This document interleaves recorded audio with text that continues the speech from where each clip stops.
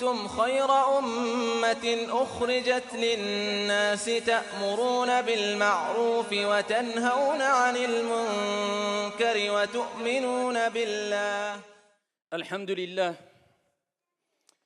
qui n'a jamais été provoqué, qui n'a jamais été jalousé, qui n'a jamais ressenti cette injustice, la méchanceté des gens, qui n'a jamais vécu cela parmi nous. Ça nous est toutes et tous au moins arrivé une fois dans notre vie, et bien sûr plus qu'une fois.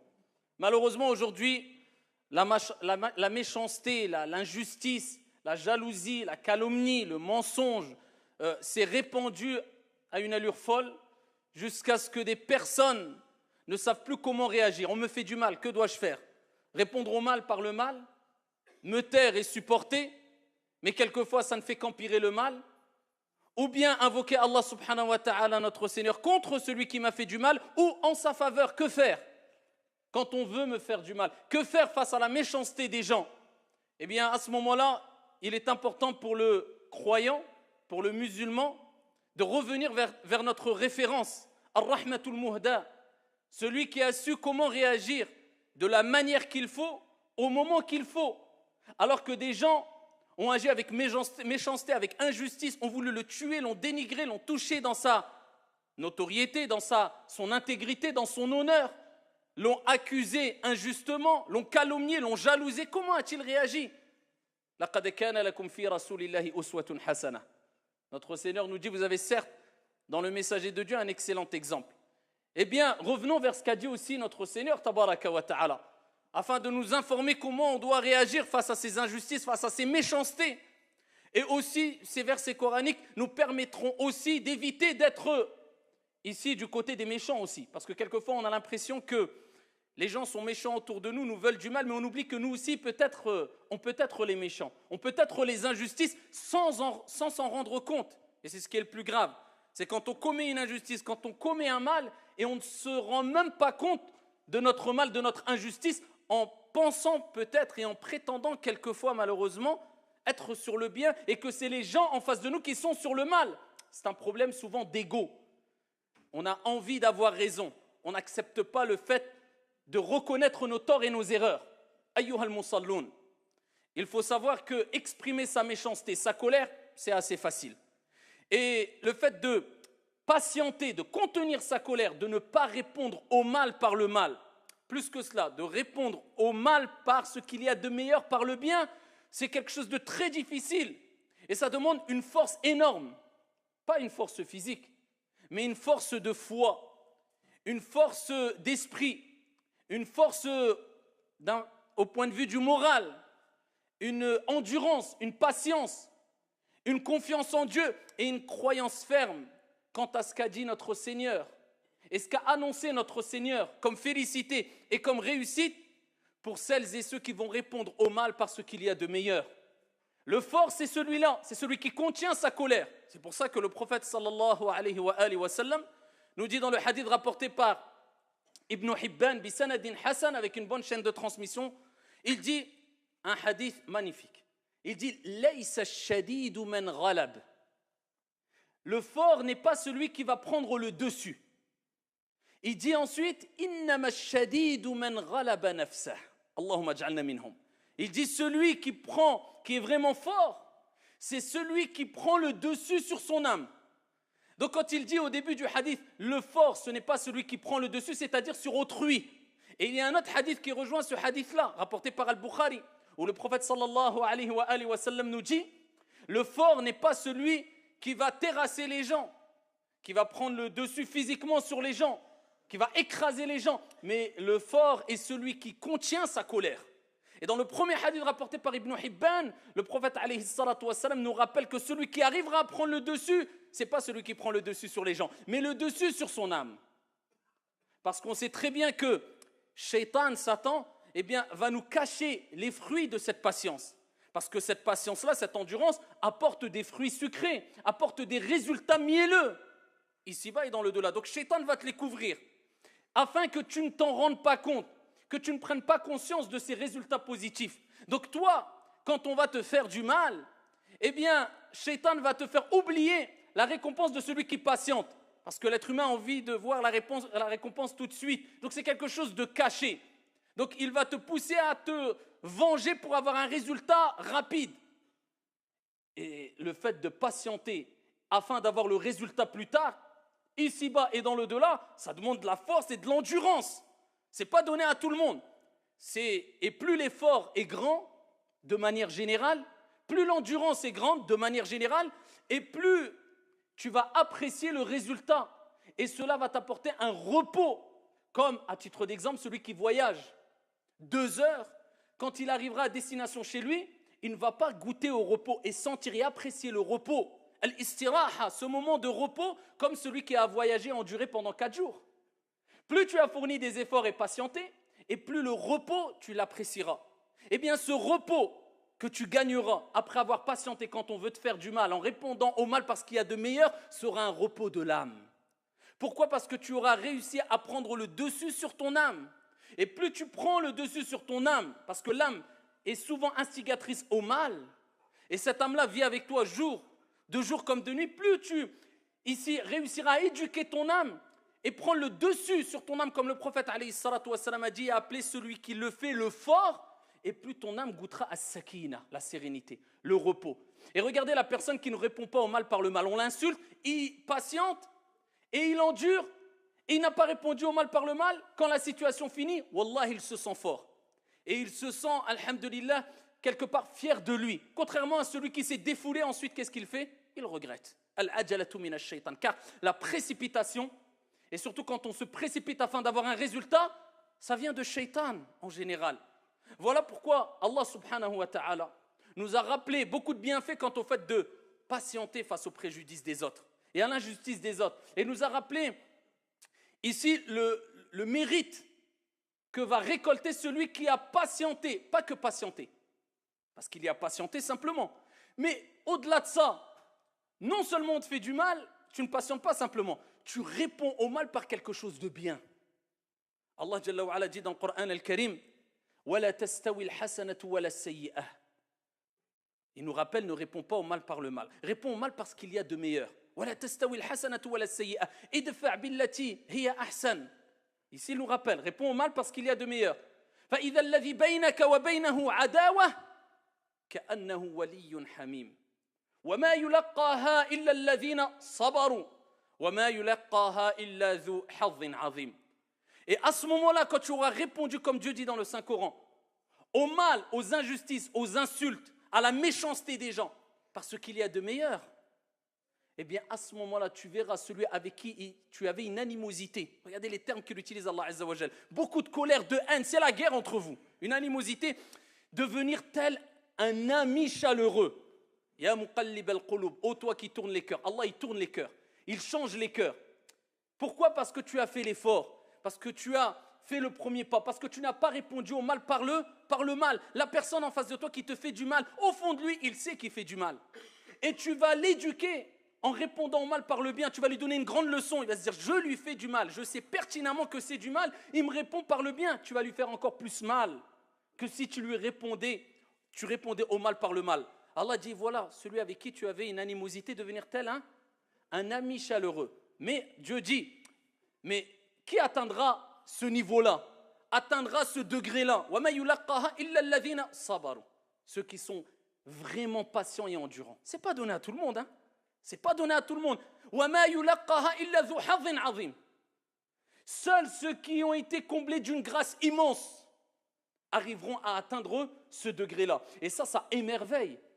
C'est pour cela que quand on lit des hadiths du prophète sallallahu alayhi wa sallam, quand il répondait au mal par le bien, on est émerveillé. Et on se rappelle que le prophète était ar-rahmatul muhda et que Dieu l'a envoyé en tant que miséricorde, comme miséricorde pour l'ensemble des mondes.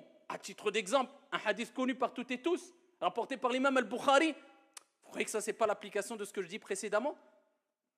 Le prophète sallallahu alayhi wa sallam, lorsqu'il était en voyage et il s'est assoupi sous un arbre et il a accroché son épée sur l'arbre, et qu'il y a une personne qui lui voulait du mal, s'est approchée de lui, lorsque cette personne qui lui voulait du mal s'est approchée de lui, et qu'il a saisi cette épée et l'a brandie face au prophète sallallahu alayhi wa sallam, et que le prophète alayhi salatu wa sallam s'est réveillé brusquement, Cet homme-là a dit au prophète alayhi salatu wassalam, et qui te sauvera maintenant? Ça, il voulait le tuer, en finir avec lui. Il n'aimait pas, il détestait le prophète alayhi salatu wassalam. En face du prophète, il y avait al-maut, la mort. Qui te sauvera maintenant? Le prophète alayhi salatu wassalam, c'est un prophète qui reçoit des miracles, c'est un envoyé qui a un degré de certitude qu'aucun d'entre nous, même réunis, ne pourrait avoir. Il dit Allah, mon Seigneur, Dieu. L'épée est tombée, le prophète a saisi l'épée et l'a pointée vers lui et lui a dit, et qui te sauvera maintenant? Il dit, ô messager, ô Mohammed. Il n'était pas croyant, il ne croyait pas en Dieu et au prophète Mohammed alayhi salatu wassalam. Il dit, ô Mohammed, sois meilleur preneur. Le prophète alayhi salatu wassalam discute avec lui, lui dit une condition. Est-ce que tu attestes qu'il n'y a de Dieu qu'un Dieu unique et que je suis l'envoyé de Dieu? Il dit non. Il dit non. Est-ce que le prophète a dit donc je te tue? Non. L'autre, il a été honnête. En face de lui, il a été honnête. Il a dit non, je n'atteste pas qu'il n'y a qu'un Dieu unique et que tu es le messager de Dieu. Il dit par contre, je m'engage à ne jamais te combattre et à ici accompagner une armée qui te combattra. Je m'engage à cela. Le prophète, il lui a dit pars en paix. C'est bon, tu peux partir. Il est parti alors qu'il voulait tuer le prophète Mohammed alayhi salatu wassalam, avec cette leçon qui est cet homme a répondu au mal, à la mort, par le bien en me laissant libre vers son peuple, et il dit Ji'tukum min indi khayrin nas, Muhammad ibn Abdillah alayhi salatu wassalam. Il va voir les gens de son peuple et dit je viens de chez la meilleure des personnes, le meilleur des gens alayhi salatu wassalam. Dans un autre hadith rapporté par l'imam Ahmad, bisanadin Hassan, Abu Bakr as-Siddiq radiyallahu anhu wa arda. Et là, regardez les fruits de celui qui répond au mal par le bien. Ce n'est pas donné à tout le monde, mais les fruits sont mielleux, les fruits sont sucrés. Et tu les récolteras, incha'Allah, et tu goûteras au repos et à l'apaisement de l'âme. Ce n'est pas donné à tout le monde. Mais en prenant conscience de ces hadiths-là, de ces versets, de ces paroles divines et prophétiques, cela va te motiver, te pousser à le faire. Abu Bakr était en présence du prophète alayhi salatu wassalam. Et en face d'Abu Bakr, il y avait des gens qui insultaient Abu Bakr as-Siddiq radiyallahu anhu warda. Ils l'insultaient. Le prophète ne cessait de sourire. Plus les gens l'insultaient et plus Abu Bakr patientait et plus le prophète ne cessait de sourire et continuait à sourire et à montrer sa joie. Abu Bakr n'a pas supporté à un moment et a répondu à certaines insultes. Le prophète alayhi salatu wassalam s'est mis en colère, s'est levé et est parti. Abu Bakr est parti vers le prophète. Il dit Ya Rasulallah, tu étais auprès de moi, tu souriais. Quand je me suis défendu à un moment, j'étais à bout, je me suis défendu, tu t'es levé et tu es parti. Il dit car quand tu ne répondais pas, lorsque tu patientais, lorsque tu endurais face à ces insultes, il y avait un ange qui était présent et qui ne cessait de leur répondre et cela me réjouissait. Et lorsque tu leur as répondu, Shaitan, Satan a pris place et il ne me convient pas d'être présent assis avec le diable. Et il dit, Ya Abu Bakr, il lui donne une recommandation en or. Il dit, Ya Abu Bakr, il n'y a aucune personne qui ne patiente face à une injustice sans que Dieu lui-même, subhanahu wa ta'ala, ne venge cette personne de cette injustice. Ne t'inquiète pas, on te fait une injustice, tu patientes, tu endures, Dieu te vengera de cette injustice. Entre toi et cette injuste, et cette personne mauvaise, et cette personne méchante, eh bien, il y aura Dieu qui va s'interposer. Ça, c'est les recommandations du prophète, alayhi salatu wassalam. Et pour continuer à nous pousser à répondre au mal parce qu'il y a de meilleurs, continuez à méditer quant à la vie du prophète, alayhi salatu wassalam, et à ce que nous a donné comme héritage le prophète, alayhi salatu wassalam. Ces paroles, le prophète, sallallahu alayhi wa sallam, fi sahih, nous dit المؤمن الذي يخالط الناس ويصبر على أذاهم خير من المؤمن الذي لا يخالط الناس ولا يصبر على أذاهم. Le prophète le dit clairement, le croyant qui se mélange aux gens, regardez encore le côté sociable, la sociabilité avec laquelle doit vivre le croyant qui se mélange aux gens, الناس, est patiente quant à leurs préjudices, est patiente. Parce qu'il y a des gens, quelquefois, qui disent « Moi, je préfère m'isoler, je ne vois personne, les gens sont méchants, comme si lui était parfait. » Al-Kamalu lillah. Peut-être c'est toi qui es mauvais, peut-être c'est toi qui manques de sociabilité, peut-être que... Et de toute manière, tu ne feras pas partie des meilleures personnes. Soit, quelquefois, il est meilleur de s'isoler. Et le prophète le faisait quelquefois. Mais ce n'est pas de s'isoler à tel point où on se coupe complètement de toute société et on s'éloigne de toute personne prétendant qu'eux sont mauvais, nous on est bons. Le prophète dit « Les croyants qui se mélangent aux gens et qui patientent quant à leur préjudice, ou face à leurs préjudices et leurs méfaits est meilleur que le croyant qui ne se mélange pas aux gens et qui ne patiente pas face aux préjudices des autres. Et Allah tabaraka wa ta'ala, notre Seigneur, il nous rappelle que ceux qui patientent, ceux qui endurent, quand ils sont particulièrement en colère et qui refoulent leur colère, eh bien, ont atteint le degré le plus haut en islam, al-ihsan. Car il y a al-islam, al-iman, al-ihsan. La bienfaisance, tu t'approches de la perfection, c'est le degré le plus haut. Eh bien, Allah Jalla wa Ala dit dans le Coran, وَالْكَاظِمِينَ الْغَيْظِ وَالْعَافِينَ عَنِ النَّاسِ وَاللَّهُ يُحِبُّ الْمُحْسِنِينَ اللهم اجعلنا منهم. Il dit, et ceux qui refoulent leur colère, leur rage, tu es en colère, il contient sa colère, il la refoule. وَالْكَاظِمِينَ الْغَيْظِ وَالْعَافِينَ عَنِ النَّاسِ.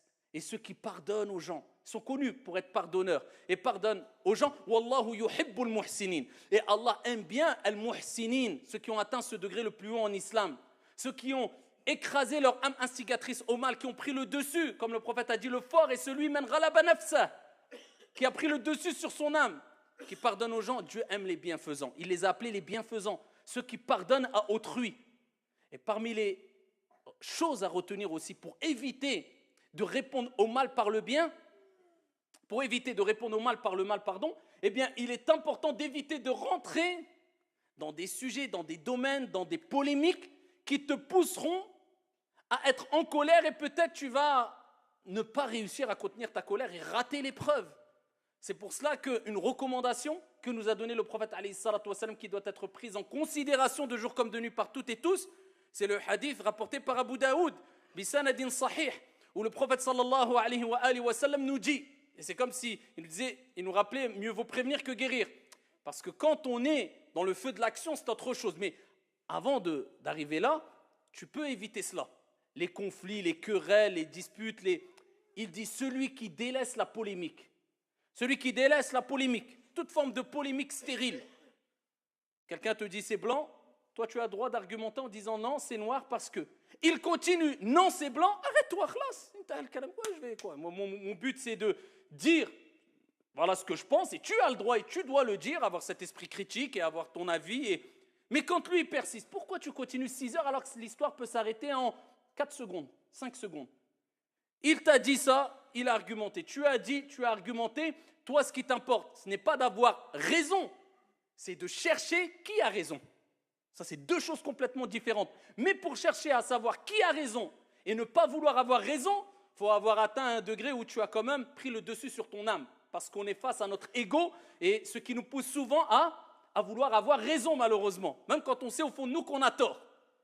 Donc ici, le prophète dit celui qui délaisse la polémique, même s'il a raison, pour nous motiver, nous récompenser à travers notre effort, même si tu as raison. Il dit, je lui promets, je lui garantis une maison à la périphérie du paradis. Même si tu as raison, hein, tu délaisses pour satisfaire ton Seigneur tabaraka wa ta'ala. Et il dit, dans le même hadith, continuons le hadith, il dit, et celui qui délaisse le mensonge, même pour rire, je lui promets une demeure au milieu du paradis. Et celui qui améliore son comportement, regardez, c'est encore plus important que ce que j'ai cité précédemment, celui qui améliore son comportement, il fait une autocritique, j'ai ça comme défaut, j'ai ceci, cela. J'améliore mon comportement, je lui promets, garantis une maison au plus haut du paradis.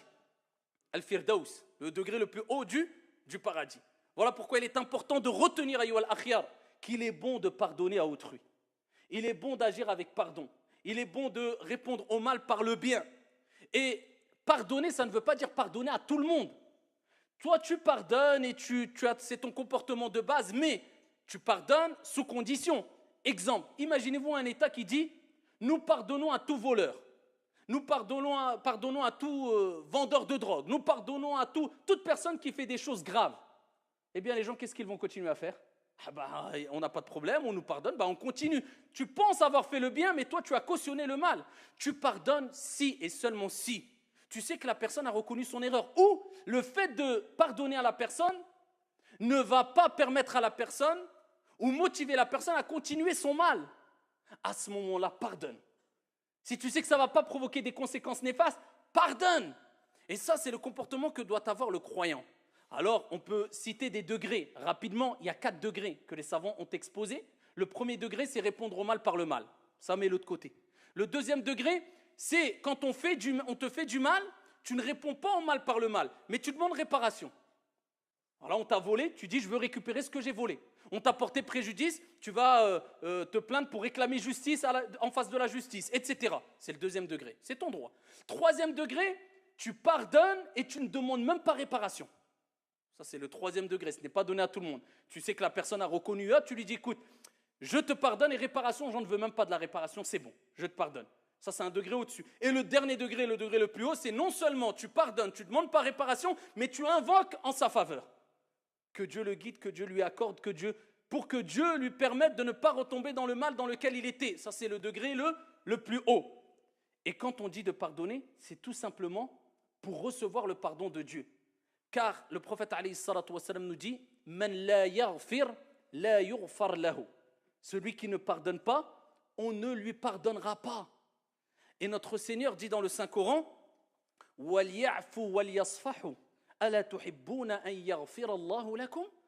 qu'ils pardonnent et qu'ils excusent. N'aimez-vous pas que votre Seigneur vous pardonne? Et on sait toutes et tous que sans la miséricorde divine, nous sommes perdus et que la miséricorde de Dieu dépasse sa colère. Et nous espérons tous le pardon de Dieu.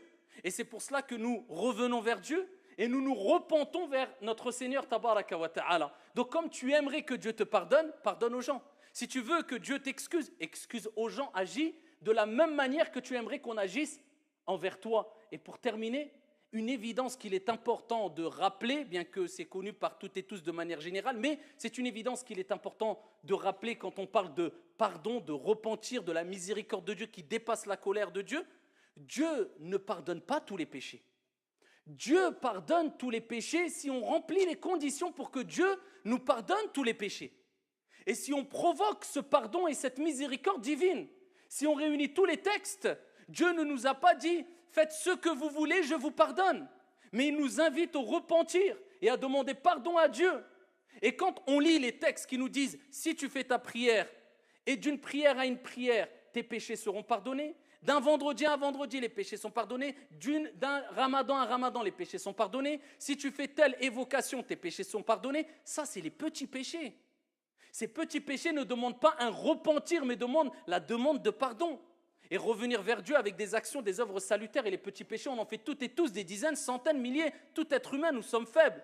Une mauvaise parole qui glisse, etc. Mais quand on parle des grands péchés, à l'unanimité des savants, les grands péchés connus, comme le vol, comme la jalousie, comme le meurtre, comme l'adultère, relation hors mariage, comme, tout cela demande un repentir.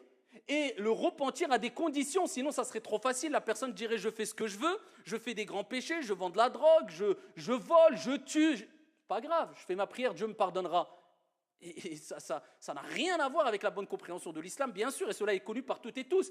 Un grand péché demande un repentir, et les conditions du repentir, c'est quoi? Al-ikhlas, la sincérité, première condition. Je ne le fais pas pour que les gens disent « Waouh, masha'Allah, al-akh, urti, akhi ». Tu es musulman maintenant, parce que c'est quelquefois un effet de mode aujourd'hui. Comportement ne suit pas du tout l'apparence, illa man rahimallah. Sincère pour Dieu, pas pour un effet de mode. Deuxième des choses, je regrette ce que j'ai fait. Troisième des choses, j'ai la ferme résolution de ne plus recommencer. Et quatrième des choses, je délaisse le péché dans lequel je suis. Les grands péchés demandent un repentir avec ces conditions-là. Si tu as réuni ces conditions-là, à ce moment-là, on espère que Dieu, le miséricordieux par excellence, te pardonnera car sa miséricorde dépasse sa colère.